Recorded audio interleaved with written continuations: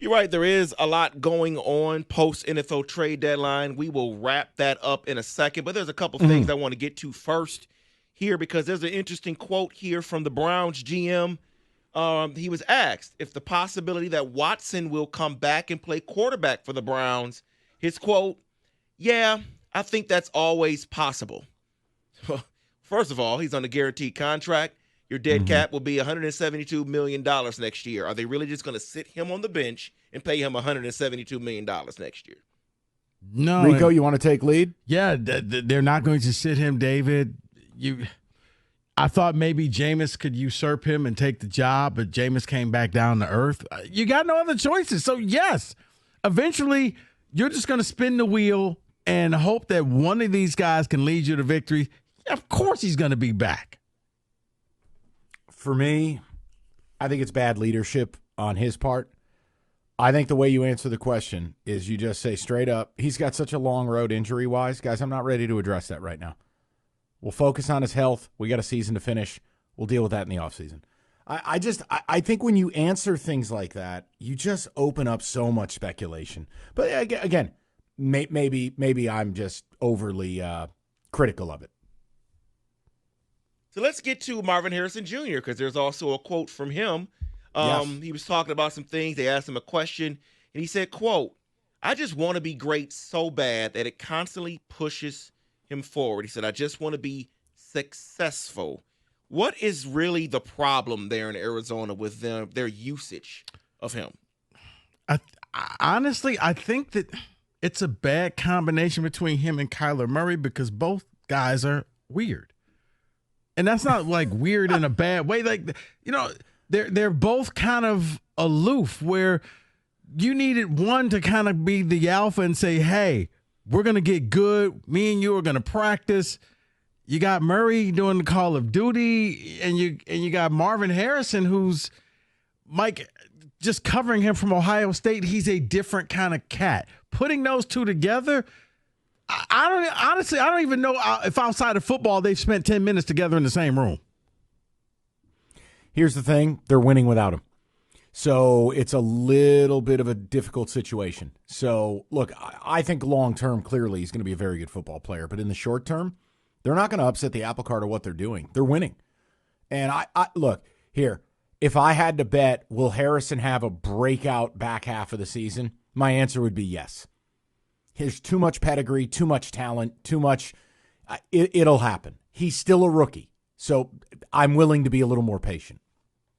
And then what I'll do here is I'll ask a question because I know what Rico's philosophy is here on wide receivers being drafted in the first round. They're a dime a dozen. But with what you're seeing this year is not a lot having an impact immediately. So, Mike, are you leaning towards Rico's idea of basically not drafting them in the first round?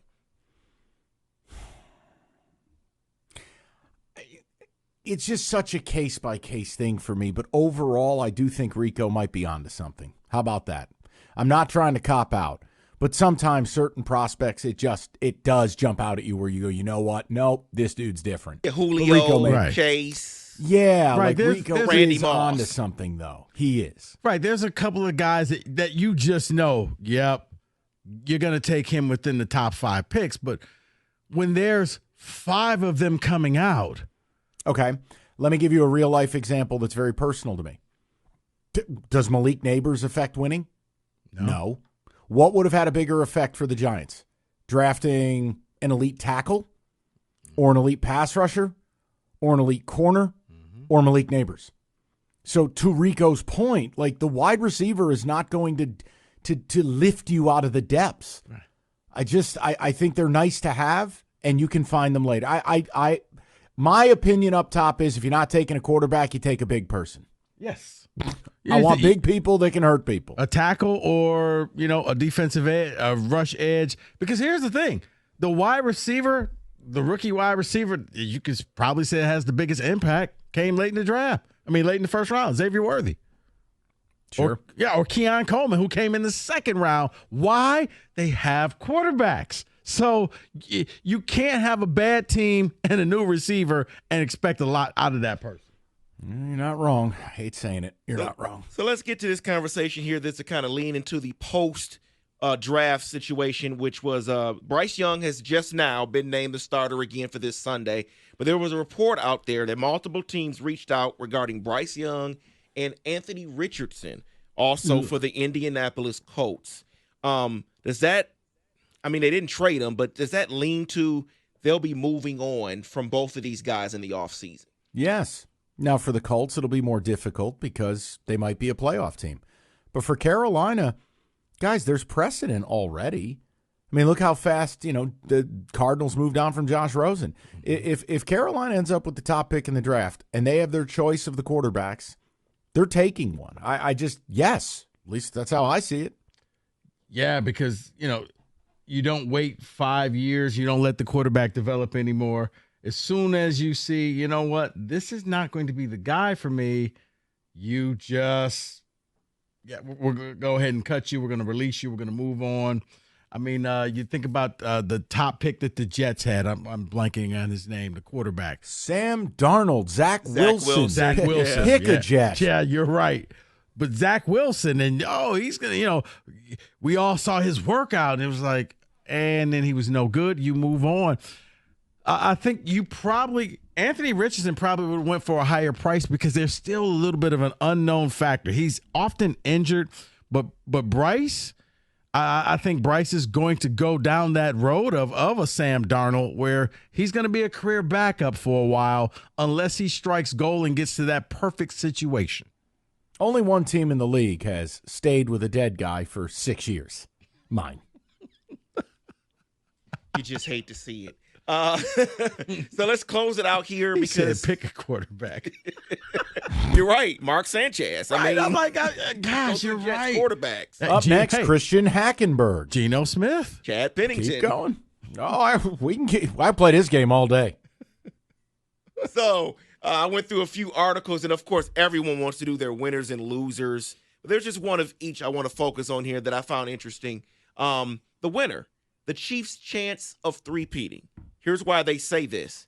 Because you saw what Hopkins did on Monday night, but what it allowed was Travis Kelce to hit 100 yards for the first time this regular season. It's opened up things in their offense, which gives their chance of repeating or three-peating a chance. I'll agree with that because it gives you a viable option. Xavier Worthy is fast, but I don't know if he's a difference maker. But now you need to know where Hopkins is at all times, which means I can't just focus on Kelce. And he did benefit from that because now you're just getting that one-on-one coverage. You're not bracketing him. You're not taking him out of the game because if you did, Hopkins started beating you. So at that point, it was like, okay, the Bucs, we got to pick our poison here. And they said, I'd rather have Kelce because he's not going to at least beat us deep. I hate everything. Both Rico's right. And the Chiefs are back. Yeah, it is. It is nauseating. Take me, Lord. I am ready to meet you. And then the one loser I wanted to focus on was C.J. Stroud because he has faced a ton of pressure this year. They didn't do anything to fix it, thinking that their scheme can fix it.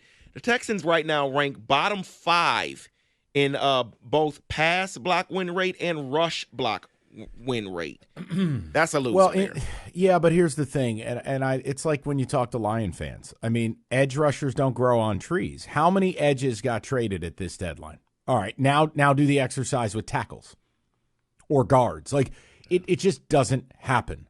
I think a bigger part of this is Nico Collins coming back healthy, which by all accounts he's been cleared and may play Sunday. They need Nico Collins desperately. And also, I don't know if you saw their uniforms with the They're hydrochrome amazing. helmets. All red? Yeah. They're beautiful. They're beautiful. I like them a lot. I do. Gonna look Too. real I mean, nice. it won't matter. Hey, it's a good thing they're nice because it's just like when you die. You're going to get buried in a nice suit. No, they'll look nice in the win on Sunday. No. Lions win every game by 700. I'm done. I'm not standing in the way of this freight train anymore.